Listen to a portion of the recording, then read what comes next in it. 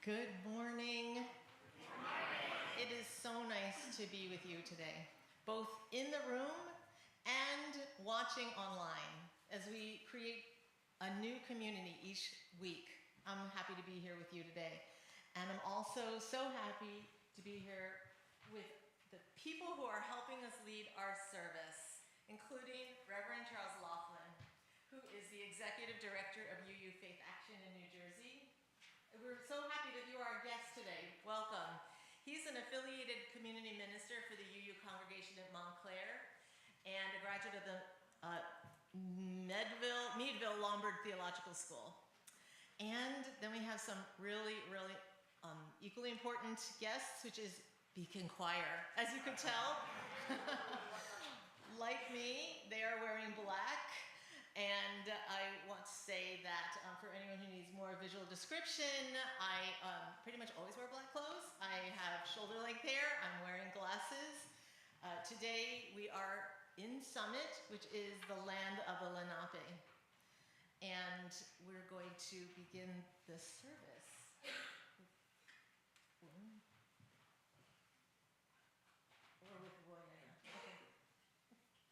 I invite you to stand or to rise in any way possible and join in singing Wo Ya Ya. Then the word Wo Ya Ya means we are going. So as we're on our journey this morning, the thing to remember is that we're going together.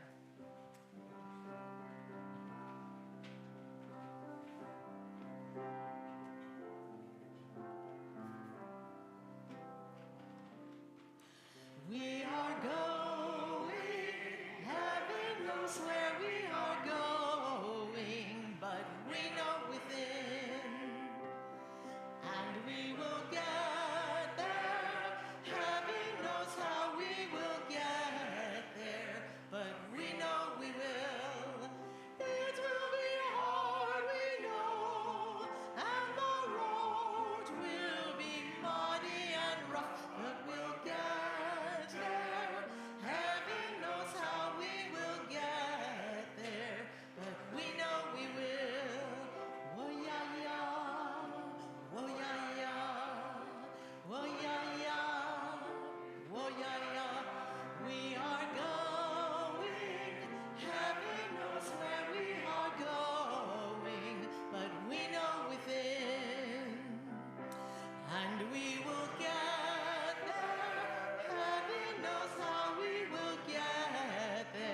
But we know we will. Wo ya ya, wo ya ya, wo ya ya, wo ya ya, wo ya ya ya, wo ya ya ya, wo ya ya ya, wo ya ya ya, ya.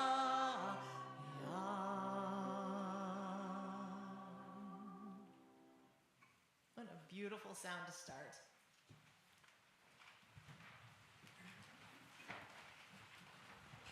Thank you, Misa. Good morning. Good morning. My name is Wim Sveldens, and I'm your worship associate today. Welcome all, including those online. For those of you who are visually impaired, I am tall, very young, extremely handsome. Why is that funny? No, I am tall but aging with gray and receding hair and wearing a white shirt, a brown jacket, and a pair of slacks. Our reading this morning for our chalice lighting comes from the Reverend Jamie Yandel and was read to a crowd of people at the Lights for Liberty Vigil in Pittsburgh. We light this flame to ignite the sacred power of justice. We light this flame so that it may be a beacon of hope. In moments of uncertainty, fear, anxiety, and the unknown, we light this flame and are emboldened by its blaze. Knowing our strength as a prophetic and powerful people is rooted in the diverse way we answer the call to love.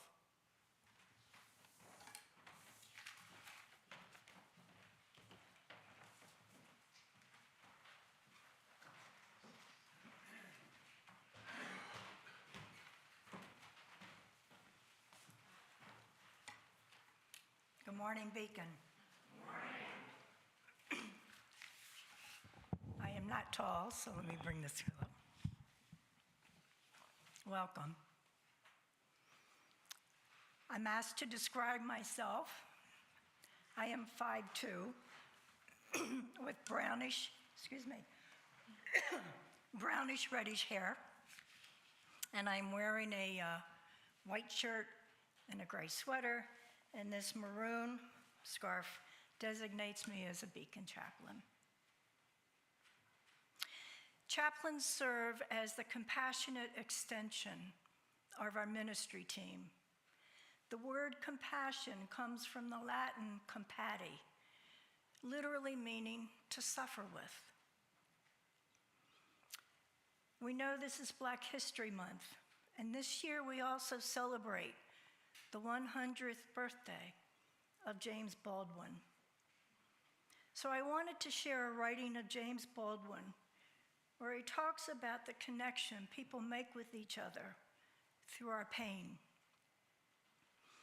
He says, "You are compelled, you are corralled, you are bullwhipped into dealing with whatever it is that hurts you. But that's not what is important. What is important, what corrals you, what bullwhips you, what drives you, torments you, is that you must find some way of using this to connect with everyone alive." And he continues, "This is all you have to do with it. You must understand that your pain is trivial, except insofar as you can use it to connect with another. And insofar as you can do that with your pain, you can be released from it, and then hopefully it works the other way around as well. And insofar as I can tell you what it is to suffer, perhaps I can help you to suffer less." End quote.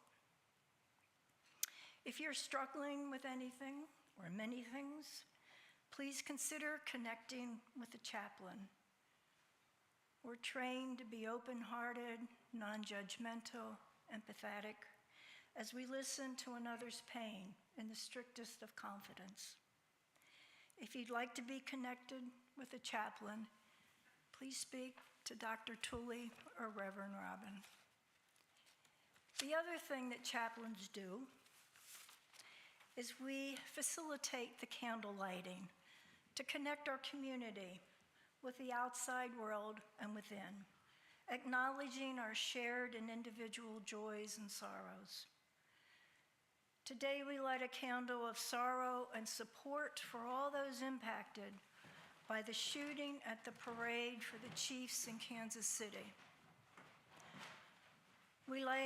We kindle a light for action to end gun violence and the ripples of lasting trauma caused by this shooting.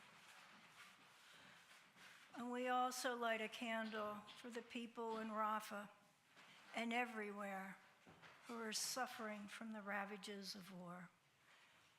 Please come and light a candle for that and for your own joy and sorrow that you carry within you today.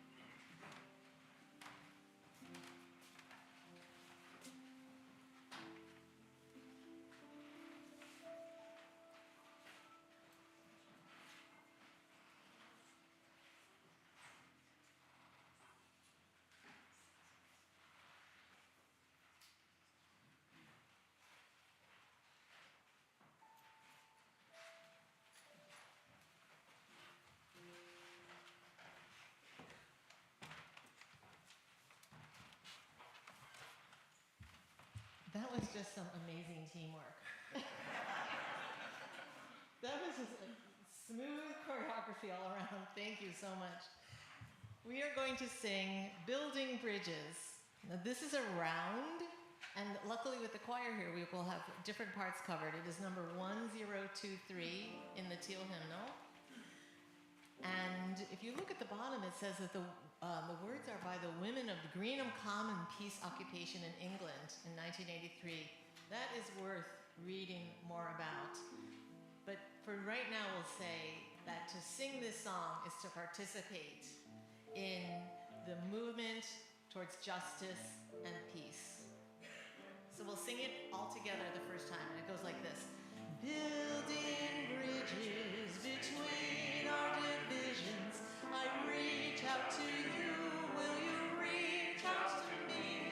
With all our voices and all of our visions, friends, we could make such sweet harmony. And now I'm going to start, and then we will have the choir come in a little bit later, and then another part of the choir will come in a little bit later, which all means that no matter when you start singing, you're in the right place. Building bridges between our divisions, I reach out to you, will you reach out to me? With all of our voices and all of our visions, friends, we could make such sweet harmony. Building bridges between our divisions, I reach out to you, will you reach out to me?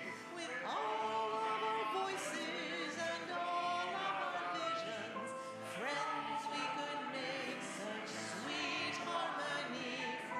Friends, we could make such sweet harmony.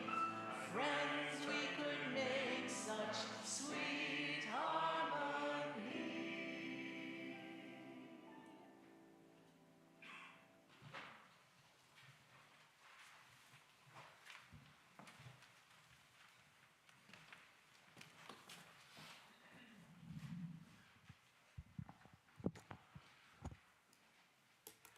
We now take some time for quiet and peace and a few minutes of meditation.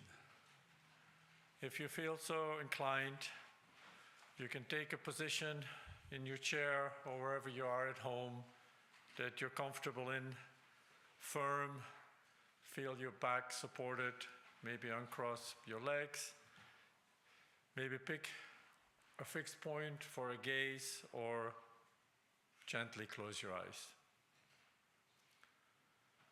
And as we enter this time, we start by focusing on our breath. Every living day, every moment we breathe without paying attention. Now, we only pay attention to our breath. We notice the small rhythm, breathing in and breathing out. We slow down our breath and pay attention to the small details. What does it feel like to have the air enter our nostrils? We observe our lungs filling, our chest going up and down. We notice the brief moment when the in-breath is done, the lungs are full, our chest is expanded. We notice that moment before the process turns around. And as we settle into this rhythm, we breathe in more the things we need. More justice, more peace, more love, more kindness. And as we breathe them in, we feel them permeating through our entire body, from our air and our lungs throughout the rest of our body, all the way to our fingertips, all the way to the tips of our toes, all the way to the tip of our head. And as we breathe out, we let go of thoughts that maybe we don't need as much. Things that are not now, that are not here, that are not in the present moment. We let go of some of our fears, worries, anxieties, ruminations, things that are sort of stuck in our head and we don't need. And as we enter into this moment of the present, we realize that the present is our present. We realize the past is gone, no amount of regret will change it. Future hasn't come yet, no amount of worry will change it.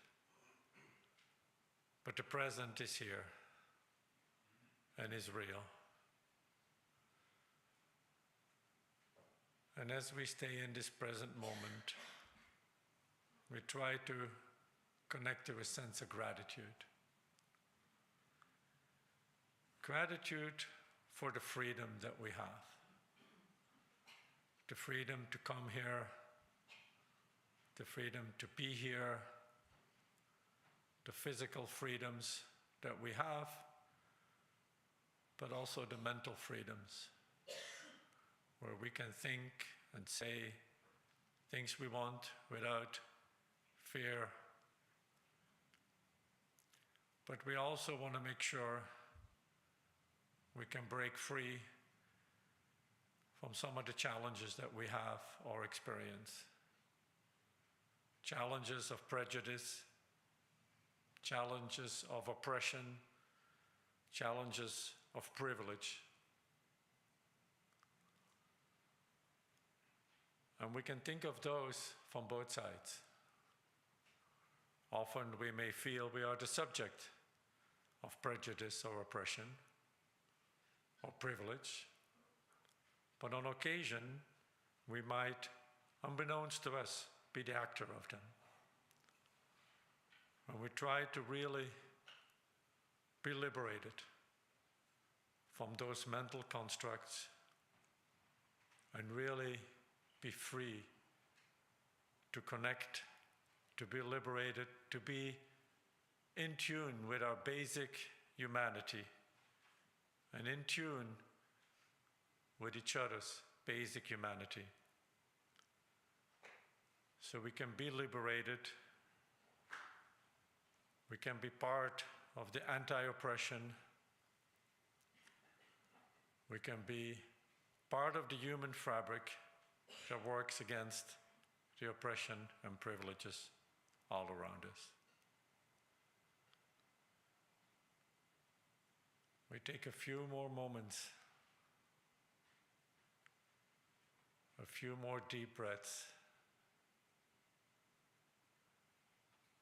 to feel the freedom, to feel the liberation, to feel the gratitude.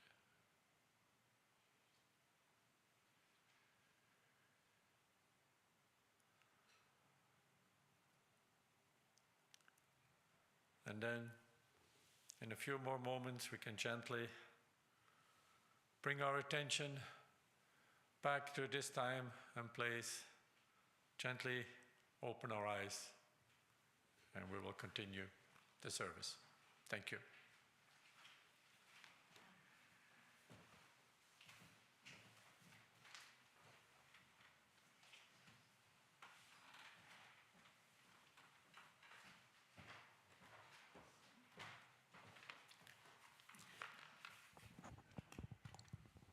Also not very tall.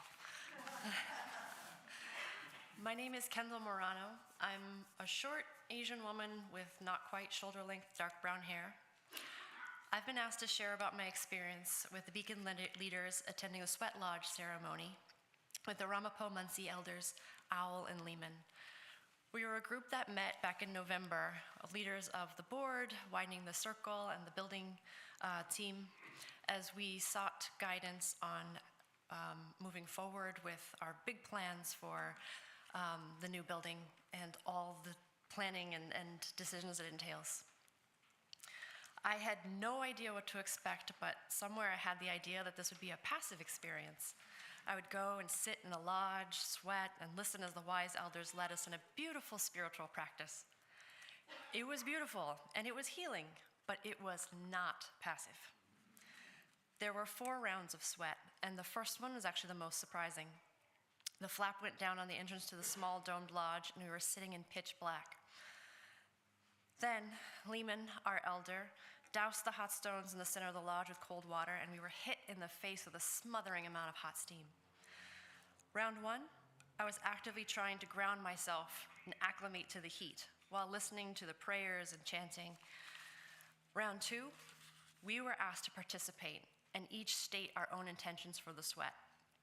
At first, I felt nervous trying to think of something good to say when it was my turn, but by listening to everyone around me, I realized it was good enough to speak my heart. I prayed for our future as a congregation, that we may be able to navigate our upcoming momentous changes with the new building and maintain our beloved community. Round 3, we all sang our favorite hymns and songs, dripping in sweat, but smiling in the darkness. Round 4 went by so fast. When it was time to leave the lodge, we all commented it felt like we didn't quite want to leave. We stepped back out into the chilly fall sunlight. I felt a deeper commitment to Beacon, our amazing community, and our future plans. A little daunting, but bright. The Ramapo Muncie elders graciously shared their time and spiritual practice with us to help build relationship and clarify our path. And as we seek to create our new building on their ancestral land, they again will help us ask the Creator's blessing. So this Sunday, we'll be gratefully receiving offering for the Sweetwater Cultural Center, which is the organization of the Ramapo Muncie Lenape Nation to promote education, health, and welfare of Indigenous or Native peoples. This important organization supports Indigenous interests in the region through environmental activism, by stewardship of their land and opposing the development of a new natural gas pipeline called Project Maple, and through cultural celebration as they host the region's Indigenous ceremonies and showcase Native American art and artists, preserving their history and way of life. This is our final collection for the Sweetwater Cultural Center. All of your contributions will go directly to this organization, which is so important to the Ramapo Muncie Lenape Nation, and our friends Lehman and Owl, who have so generously given us their time. We gratefully accept your offering and donations.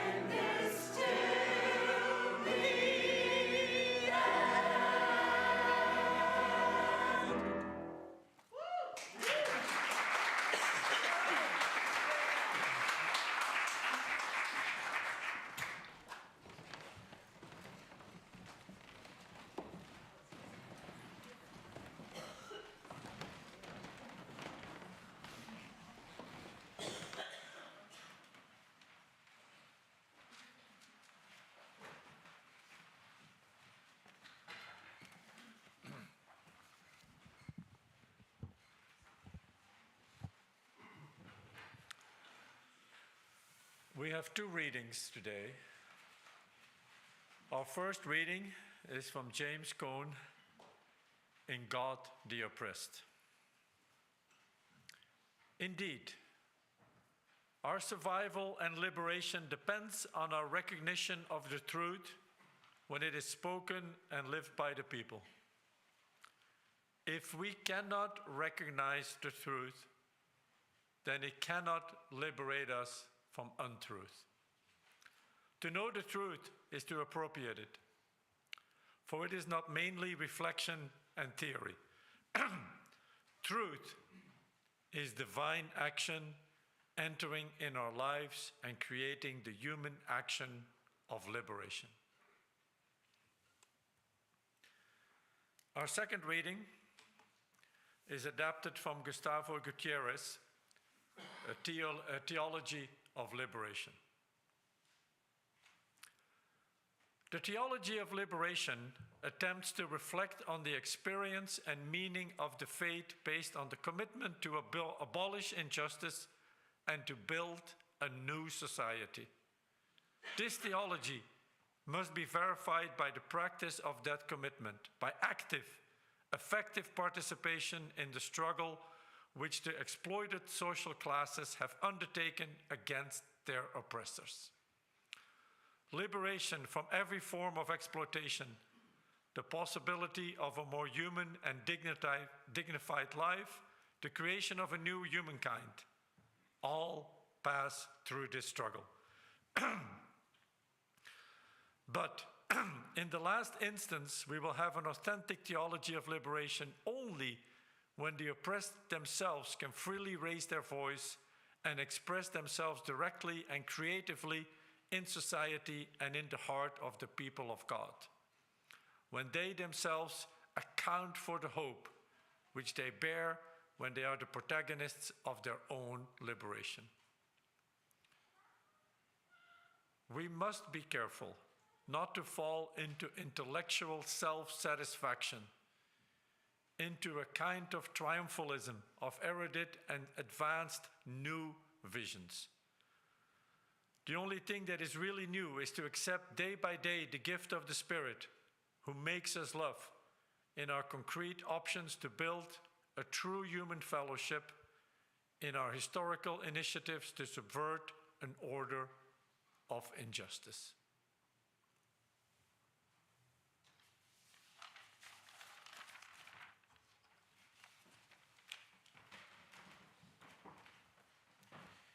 Good morning.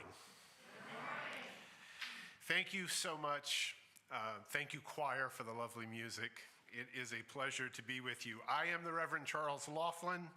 I am a 6-foot-tall, middle-aged man who is graying, with little hair on the top and something of a rough beard. And it is my distinct pleasure to be with you this morning. I am grateful for the invitation to speak to you here at Beacon, and I look forward to our time together. I have the privilege of serving as the executive director for UU Faith Action New Jersey. In fact, our office is right there, up there on that balcony, and I'm pleased to see that Mira Rao, our administrative assistant, is with us this morning. She's hiding up there in the balcony. Hi, Mira. And I really am, to a great extent, I recognize, starting out this morning, preaching to the choir, both literally and somewhat figuratively. And what I mean by that is I know that this congregation has a very important place in their heart for UU Faith Action, and has historically. I know that you probably, most of you here, already know a lot about us. You remember that the Unitarian Legislative Ministry of New Jersey, because we just love names that roll right off the tongue, don't we, was founded as a coalition of the New Jersey congregations, and this congregation was a key leader in that movement. It was a vision of establishing a collaboration where UU values could be lifted in the legislative process in New Jersey, to make sure that there was someone talking at our legislature, lifting up the values that we cherish. Not only has Beacon been there from the beginning, Beacon has been a true champion for the organization in almost every way imaginable. You have provided leadership in terms of your best people, both clergy and volunteers over the years. And you have helped us as we state proudly that our vision as an organization is to build a just New Jersey, free from systemic greed. And I lost my place there. You would think I would have that memorized at this point, wouldn't you? Free from systemic oppression and greed, full of engaged people committed to each other, to our communities, and to the earth. We say that our mission is threefold. It is to educate, it is to advocate, and it is to mobilize. And currently, our work is centered around some specific justice issues. We call these task forces that we have organized. And our current task forces include the Criminal Justice Reform Task Force, the Environmental Justice Task Force, Immigration Justice, Reparative Justice, and Reproductive Justice. We also have a group that's working internally with our congregations around the issues of LGBTQ issues. We're trying to identify if there is a need for a specific UU Faith Action-led task force. And even if there isn't a call for a legislative task force on this issue, how might we as an organization be helpful in terms of connecting our congregations around these issues? I know that's an important issue here at Beacon, and it is an issue that's important across our UU faith. But again, one of my main purposes this morning is really to deliver a simple message, which is thank you, Beacon. Thank you. Thank you for your time and energy over the years. And also, thank you for your financial commitment, because it makes a difference for us. About 30% of our annual budget comes from the direct support of our congregations, and Beacon leads the way in that department. We are grateful for your leadership. And the other 70% of our funding, well, it comes from the generosity of individual donors, many of whom are also in this congregation and for whom we are grateful. People who believe that the presence of UU Faith Action is a vital part of living into their own UU values, that what we do matters. Your congregational support, not only financially, but your individual commitment makes such a difference on the issues of equity and justice as we try to work as an organization collaboratively, not only with the other UU congregations, but with the frontline communities, the advocacy groups, and the coalition partners in New Jersey who are central to the work that needs to be done. And make no mistake, folks, there is much work that needs to be done. Over the years, so many key leaders in our organization have called Beacon their congregational home, and it's always a folly for me to try to list the names of the people because someone is going to get left out. So what I'm doing, I'm cheating a little bit. I'm only going to list the names of the people who are currently serving in UU Faith Action on the board or within our task force leadership. Interestingly enough, the three names I'm going to mention are all in the room at this very moment. First, I want to thank Nancy Griffith, who is on our board of trustees. Yes, please. And Nancy has had a long-standing commitment to the work of environmental justice, not only at UU Faith Action, but across the state. Nancy, thank you for all that you do.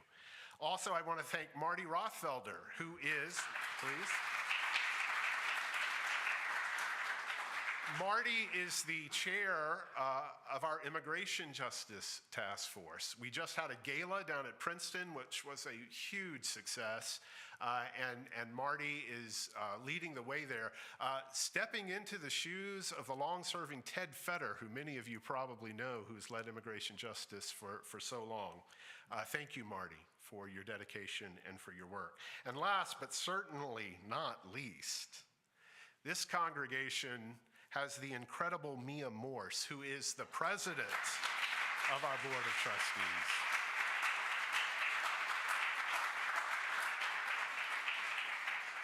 I am so lucky to have the job that I have, but I am so especially blessed that my tenure as executive director has been with Mia Morse as the president of the organization. Mia, your leadership continues to make such a difference. You point the way forward, you call people together in coalition, and for that I will forever be grateful. Thank you, thank you, thank you. You know, one of the joys of being in a service like this is it gives me an opportunity as executive director to say what I've already said, to say thank you. And you know, that would be enough. We could just call it a day right now. I could just say thank you, you could receive that thank you, and it will have been time well spent for all of us. And yet there's so much more to talk about. And I could easily fill all of the time this morning sharing details around the important work we are doing in our specific issue areas, because things are happening in New Jersey. Things are happening across this country. This is no time to be shy. This is no time to be tepid. This is no time to be reserved. We are called to action in this moment. There is so much to talk about. We could go on and on. And I love to do that. And I will suggest that if you want to hang around for coffee and have a conversation with me afterwards, I would love to hear about why social justice at UU Faith Action is important for you here at Beacon, what you want to be doing more of. I'd love to talk to you about opportunities for service. We have a board. I'm always looking for additional folks who might be willing to serve on our board. We have congregational liaisons, the point of contact between our congregations and our organization. Perhaps you would be interested in that capacity. Perhaps you want to hear more about our task forces and the specific work they're doing. I will connect you with people who care so deeply about the issues that you care about. You will be like, where have they been all my life? I want to have those conversations. I truly, truly do. Also, let me say here, if you are not already receiving communications from us, and by the way, let me just see from a show of hands. How many of you are signed up on our mailing list? You get our action alerts, and look at that. That's a great group. Any of you here who aren't on that list, right? If you didn't raise your hand, you're missing out. So today is a wondrous opportunity for you, because I'm going to tell you how you can get connected with this great group. You want to go to our website at some point later today, probably not right now, and that website is uufaithaction.org, uufaithaction.org. And what you will see when you arrive there, at the very, very top of the page, there's a blue bar, and there's a link in that blue bar to sign up to receive email and text alerts, and/or text alerts. You can choose those preferences. That's the best way to get connected with us. It allows us to make sure that you receive our updates, our action alerts about pending legislative action and mobilization efforts, our newsletter, a monthly calendar of events, and so much more. We do not send unsolicited emails. We never send unsolicited emails. So the only way we can be in contact with you is if you have opted in to receive those communications. So again, if you're not already on that list, I urge you to do that, or find me after the service. I'll get you signed up right on my cell phone. And again, I could do this all day, but this morning in our remaining time, I want to pose a question for you. A question for you specifically as the Beacon UU congregation here in Summit. Now, I know a little something about the history of this place, and I am very well aware of your much deserved reputation for the important work that you do right here in this community for the work of social justice and beyond. Your work around Beacon Hope and Equity Center is a great example. Fabulous, the work that you're doing there. The Summit Warm Hearts program, incredible work. I also see the partner church relationship that you've developed and nurtured over the years. And there are a multitude of other community partnerships, both in Summit directly and in the larger world. From my own interactions at UU Faith Action with folks from Beacon, it is abundantly clear to me that the folks in this congregation care about the work of social justice. It is important to you. It is a deep part of who you are. I mean, consider your mission statement, which you put out there for everyone to see. It says, our mission is to be a radically inclusive religious community that feeds the human spirit and heals the world. Well, that may not have the word social justice in it, but it certainly contains the heart of what social justice is all about, doesn't it? To feed the human spirit and heal the world. So it's somewhat to state the obvious to say that this congregation cares about social justice. I'm not saying anything revolutionary there. You know it yourself. Social justice is important here. But I still got a question for you. Why? Why is social justice important to you? Specifically, important to you as a community of faith here in Beacon. Specifically, why is social justice important to you as an individual member or friend of this congregation? Why? Why do you do the work of social justice? Well, we could break up into small groups and have a chat about it, and I'm sure that if we were to do that, let's say we were to break up into 10 groups this morning, we'd probably come back with at least 15 different answers to that question. In any UU circle, when you ask a question, you will find that there are more opinions than there are people in the room. But what might you imagine some of the possible answers to that question to be? Why do we care about social justice? I mean, we know we do, but why? Why do we really, really do it? Well, I would imagine some people would say, well, we have to do social justice work because it's been a part of Unitarian Universalism from its beginning. It's part of Unitarian Universalism writ large. We often do this, right? Our religious education teaches us to learn about our history and to claim the incredible history we have as both Unitarians and Universalists, and as Unitarian Universalists around social justice work. Just listen to a few of these examples, many of whom I'm sure you already know. Judith Sargent Murray in 1790 wrote an essay on the equality of the sexes, arguing for the need for both women and men to be treated equally in their religious homes.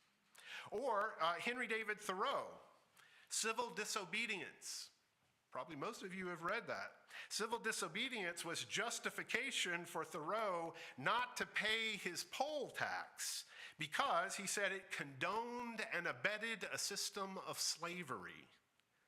Frances Ellen Watkins Harper, an African American who fought for suffragist rights and implored the white suffragists in her day to rise above their, quote, airy nothings and selfishness that only reinforce the oppression of black women.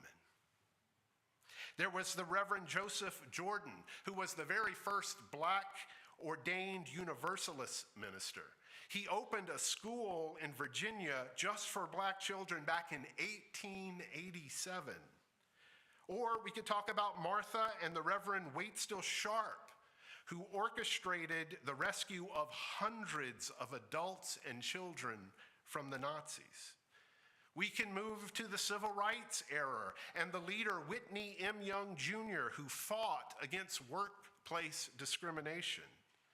Even more recently, in 2016, there were 50 UU ministers who joined over 500 clergy to support protests at Standing Rock to block the expansion of the Dakota Access Pipeline. Yes, we have a history, a rich history of standing for social justice causes. Maybe that's enough. I'm sure you here at Summit would add additional names to that list. Names of folks who have served here, not only professional clergy, but also lay leaders. Perhaps it's enough to say we do the work of social justice because it's in our DNA. It's in our history. It wouldn't feel like home if we weren't doing that work. Perhaps someone would say that the answer to the question of why do social justice work would be that, well, our UU values demand it. Our personal values demand it. You know, the word justice appears explicitly in 2 of our current principles. It is called out explicitly as justice, but you can easily make the case that justice and social justice runs through all of our principles. In the proposed Article 2 revisions, which I hope you are aware of and talking about as a congregation, how many of you have seen the flower graphic that goes as part of that? Excellent, love to see those hands. In the flower graphic, one of the petals of the flower is justice, called out clearly. Justice with love in the center. But again, you could make the argument that all of the values named in that graphic, justice, equity, transformation, pluralism, interdependence, and generosity, with love at its center, all of those are about the work of social justice, aren't they? And we are a non-creedal faith. We will hold fast to being a non-creedal faith, but we are moved by our values. Our values call us to action. So why social justice? Because we believe in these values, and these values move us to take action. Surely that is a sufficient reason. You know, I'm reminded here too of a famous quote by Dr. Cornel West.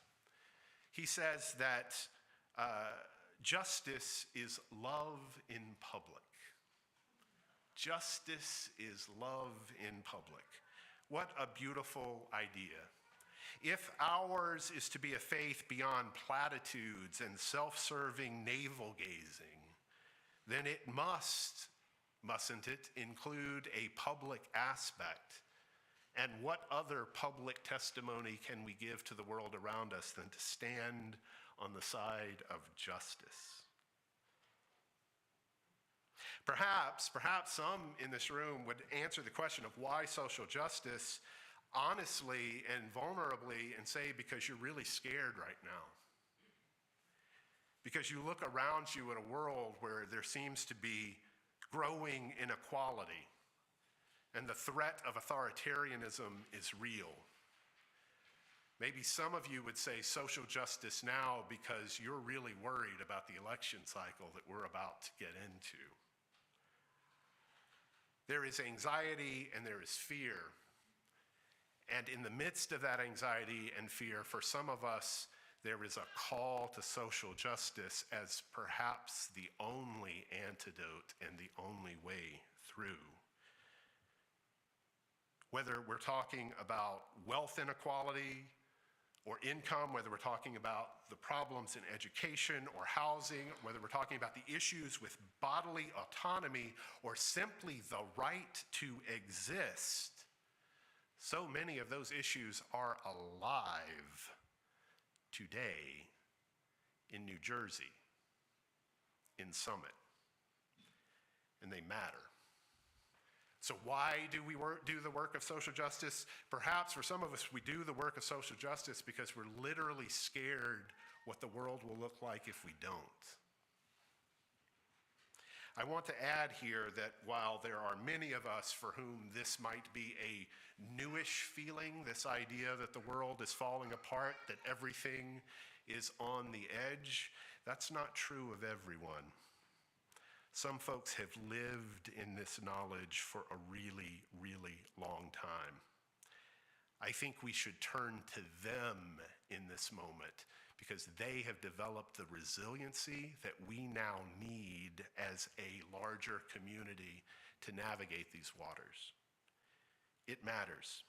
It matters.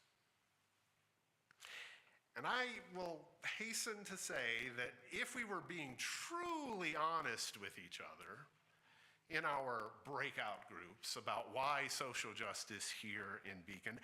It may not be said out loud, but can we agree that for at least some of us here, the answer would be, I don't really know why. I don't really know. I might have an intuitive sense that social justice is the thing to do, but I just have a really difficult time articulating it in any way that makes any sense. I just don't have the clarity to describe the why. I know I want to do it, but I'm just not sure why. Isn't that enough? Isn't it enough that we just do the work of social justice? Do we really have to know why? I hear you. I hear you. It appears that even if we do generally agree that social justice is important, not only to Unitarian Universalism writ large, but important to the Beacon UU congregation here in Summit, even though we agree it's important, we may be divided on the particulars of why. And maybe that's okay.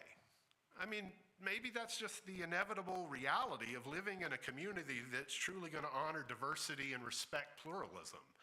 I mean, we're not going to have consensus on much of any issues, honestly.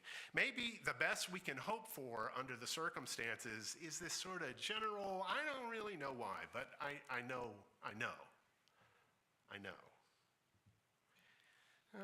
Maybe. Because it makes me wonder just a little bit. It makes me wonder what in our social justice work may be lacking because of our lack of clarity about why we do it. What in our social justice work may not feel focused because we don't do a very good job of articulating the theology behind the work that we do. And this is true not only in social justice work, but frankly, this is sort of true of us as Unitarian Universalists as a whole. We often struggle to articulate in a meaningful way what this faith can do for the world. Sometimes we know it, we feel it in our gut, but we haven't developed, we haven't cultivated the language of articulation. And that's where I want us to think a little bit more this morning. And I'm going to turn to my own personal faith journey here, my own transformation, and share with you that my why for social justice work has changed for me. In a nutshell, I understand the work of social justice that I am called to do as a Unitarian Universalist minister through the lens of anti-oppression work. In other words, I think the why for social justice is because I want to be about the work of being against oppression. I lean here on the work of Iris Marion Young, who wrote a wonderful book called Justice in the Politics of Difference. And in it, she creates 5 categories of oppression. She names them. The 5 categories of oppression are exploitation, marginalization, powerlessness, cultural imperialism, and violence. She calls these the 5 faces of oppression. And I found these categories to be instructive in terms of articulating my own sense of social justice calling. Why do I do this work? Because I am committed to working against exploitation, marginalization, powerlessness, cultural imperialism, and violence. And if I really live into those values, that's going to change how I live every day of my life. In addition, I am very much a student of Paulo Freire's groundbreaking work, Pedagogy of the Oppressed. Freire was working in Brazil in the late 1960s, and he wrote this book, Pedagogy of the Oppressed. It became the basis for what's now referred to as a critical pedagogy. And the idea behind critical pedagogy is that the students in an educational setting, and that doesn't necessarily just mean children, right? Students in any sense, and I would say we could use the word congregants in the same way, any collection of a community. He says that the folks in the community should think critically and question the information that they are given. That it is not about them being empty vessels where authorities fill those vessels with expert knowledge, and it's simply a matter of memorizing the expert facts, and that's what makes you a better person. No, Freire says it has to be a give and take.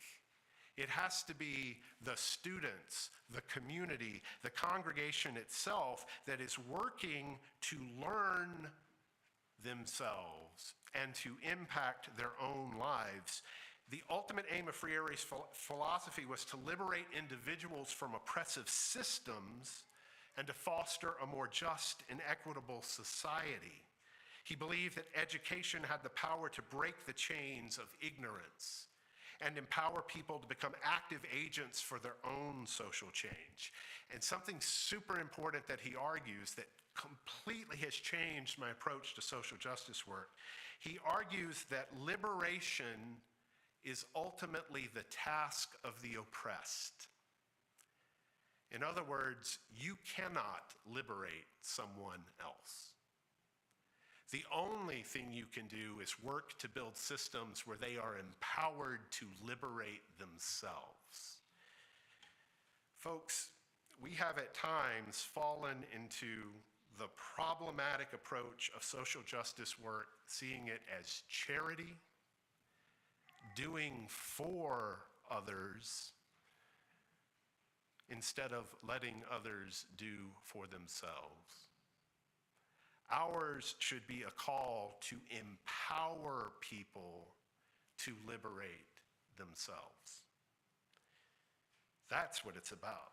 That's how you break the chains of ignorance. That's how you affect real systemic change. When the people who are most impacted by injustice are the ones who are leading in their own liberation.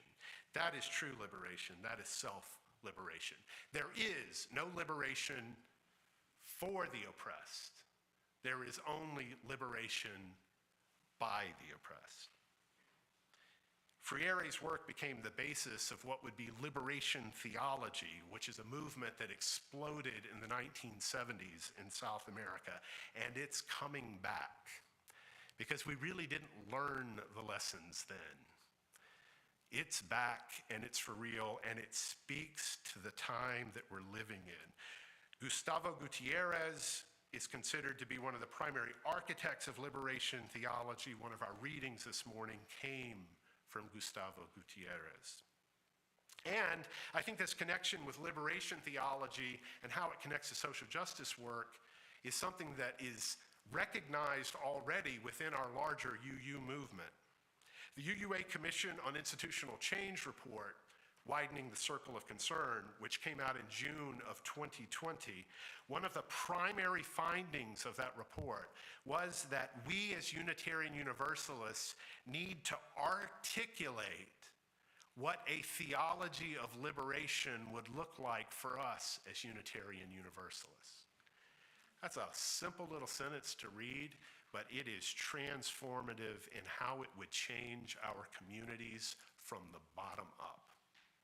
If we truly found a way to articulate a theology of liberation, it would change everything. Well, what do you mean? What might it look like for a Unitarian Universalist commitment to social justice seen through a liberation theology lens? In other words, what would the why be? Would the liberation theology framework give us a better why? Well, I'm going to propose a really short list, and by necessity, it isn't comprehensive, and it has to be extremely short because I'm out of time. But I would suggest that at a minimum, such a theology of liberation as it relates to our social justice work needs to include the following. There needs to be a clear statement that we are committed to the work of anti-oppression. That's why we do this work, because we are battling oppression, oppression in all its forms. I think we can use Marian Irish Young's categories because I think they're helpful. We are battling exploitation, marginalization, powerlessness, cultural imperialism, and violence.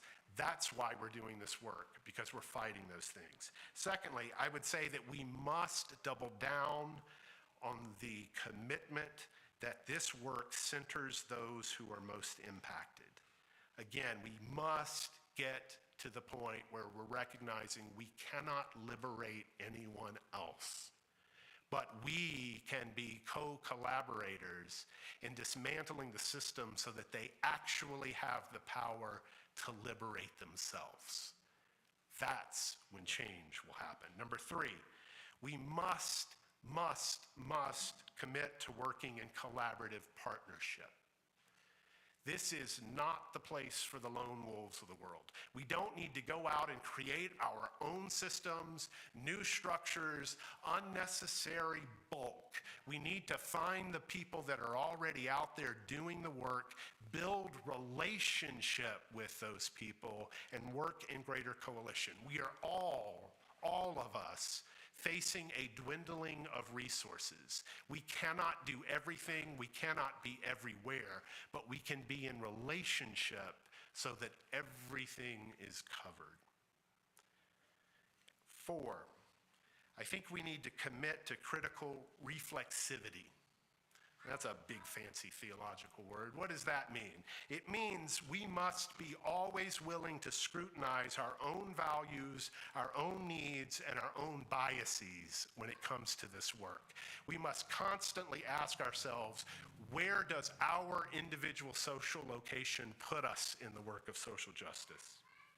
And finally, I think a liberal theology for social justice, we will commit to collective liberation. One of my favorite quotes of all times comes from the Aboriginal Australian activist Leela Watson, who is quoted as saying, "If you have come here to help me, you are wasting your time. But if you have come here because your liberation is bound up in mine, then let us work together." Oh, friends, what a commitment that would be. It raises the stakes. If your liberation is intricately bound up with mine, what might that world look like? You know, I have an interfaith colleague whose religious tradition is deeply rooted in liberation theology, and I love getting his emails, because at the very end of every email he sends is this delightful signature. It says, "It's on to liberation." Why do we do this work, Beacon? Why do we do this work, UU Faith Action? Why do we do this work, Unitarian Universalists? Because if we're really serious about it, it's on to liberation. So let's get about the work, shall we? Blessed be. Our closing hymn is number 1040. It's a spiritual hush. Would you please rise in any way possible and join in singing?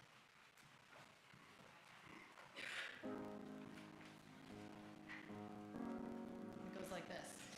Hush, hush, somebody's calling my name.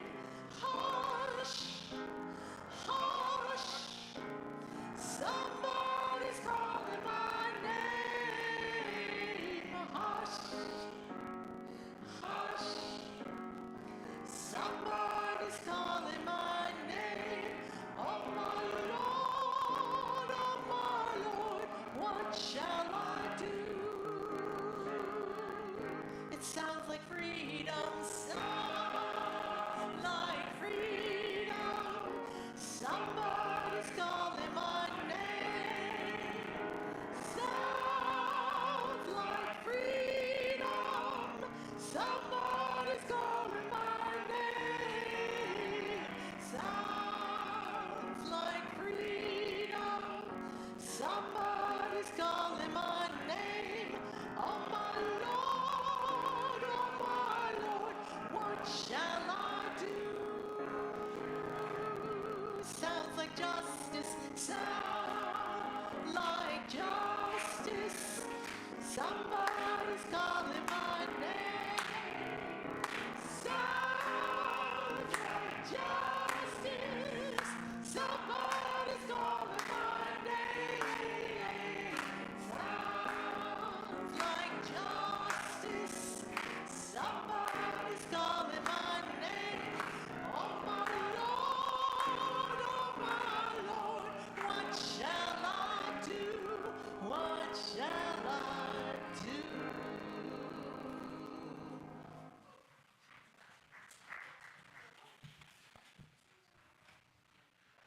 Dear friends, our benediction this morning, I invite you to take hands with one another. Our work has just begun by Emily Richards. Our work here this morning is at an end, and our work has just begun. The work of holding one another and this community in love. The work of trusting that we are on the right path. The work of believing that what connects us is stronger than what separates us. The work of engaging in what makes us whole. The work of deeper understanding and commitment. The work of letting go of that which does not serve us. The work of radical inclusion. The work of collective liberation. The work of this beloved community, a beloved community of which we are all part, a place where we are welcomed, respected, valued, cherished, and a place where we belong. Go in peace. Amen, and blessed be.